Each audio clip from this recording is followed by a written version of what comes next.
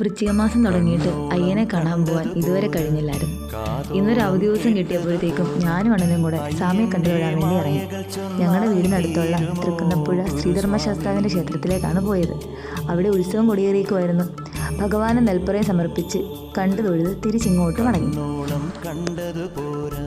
കാതോളം കേട്ടതു പോരാ, അയ്യന്റെ മായകൾ ചൊന്നാൽ തീരുമോ ഗുരുസ്വാമി?